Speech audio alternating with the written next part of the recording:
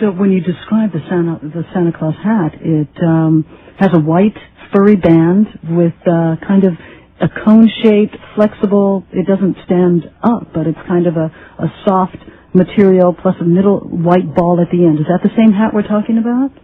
Right. That's a little more stylized than it needs to be. Basically what we're talking about is this pointed hat that kind of just falls over.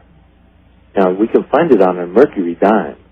We can find Mercurius, or actually, I believe that the person on the Mercury dime isn't actually Mercury. I believe that person is Hermes, who was the son or daughter or hermaphroditic child of Venus and Mercury.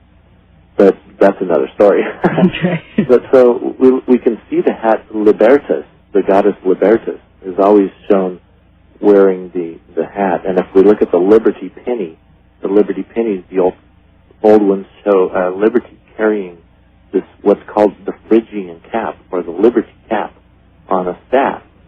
Now, the Liberty cap, or the cap which Santa Claus wears, also is shown by these magi, the three magi, ever since like 100 BC, when the story was told in Zoroastrianism.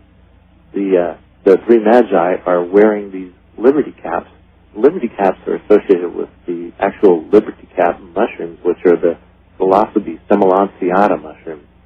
These are all over in Europe, and they're in the Pacific Northwest in California.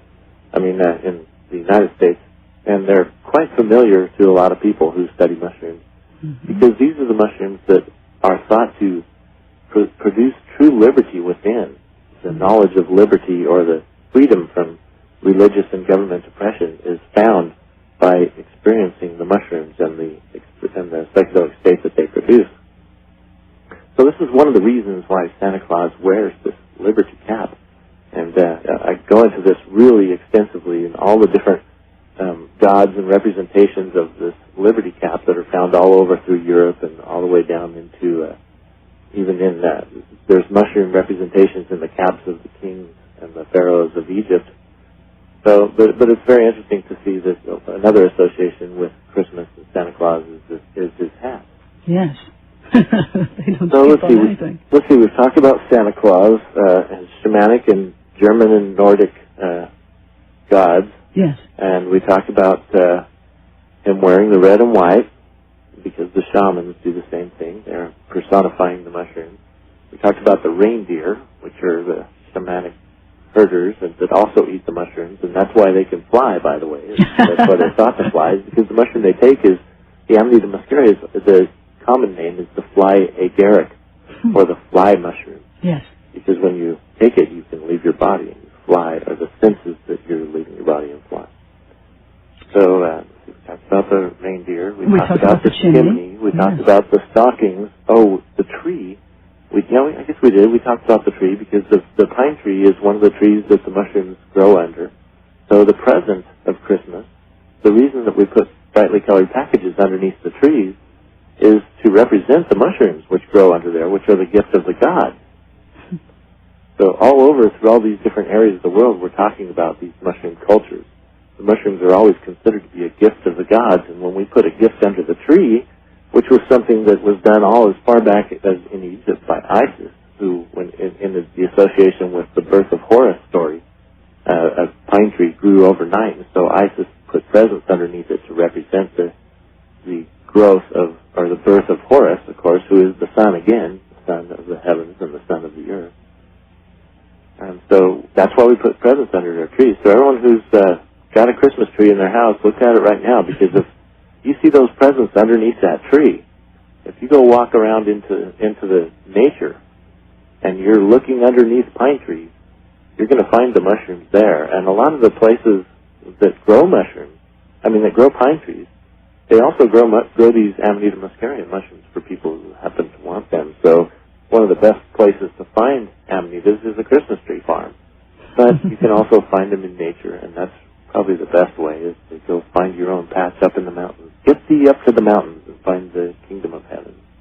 Now, it's amazing. So in a sense, then, you can look at from the winter solstice up to Christmas, in a sense, as a rebirthing for the people of the planet at that time, because they have been able to harvest and also take the mushroom and, in a sense, celebrate that life will go on, that the sun is returning. Is it a ceremony of rejuvenation of the human spirit and body as much as it is of nature? Yes, and that's one of the things about the gift of the mushroom, is that the gift of the mushroom allows you to have the life review.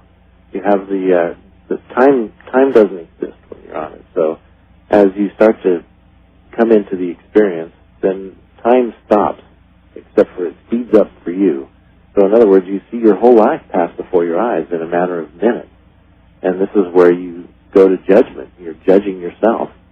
And it's just like the death experience is. People that have had near-death experiences are describing the exact same things as the experiences that are produced by mushrooms. And people who do the mushrooms say the same thing. They say it's exactly the same as these people are describing the death experience.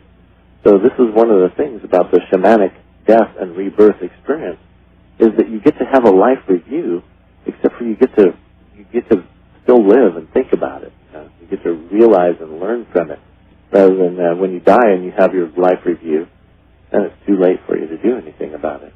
Now, you do this out of body? Is an out-of-body experience a definitive part of the Amanita Muscaria experience? Well, not always. It takes pretty good training for that type of a thing, but it's definitely one of the things, sure. And that's why I was talking about the spirit. You leave your body and you go into the heavens. There's different spots where you go. A lot of the constellations tell us stories of the journeys through the stars of these heroes. There's all these hero myths where the person goes here and does that, and you can look at it through the different constellations as they proceed all around through the heavens.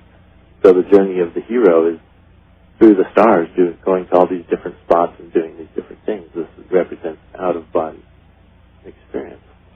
So on a time scale, when we're talking about the original ceremonies, the original way of life, in what time period was that? And then was it a complete slam dunk co-option by Christianity or Catholicism or Judaism of these pagan rituals? And at what point did that happen?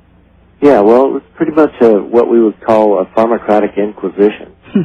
Because in order for a religious authority to make you pay homage to them and to get you to believe that they talk to the gods, not you, and that they're the ones that you have to go to in order to find out what God says, then they have to eliminate all the origins and the knowledge of how man always throughout time has been able to communicate with the gods.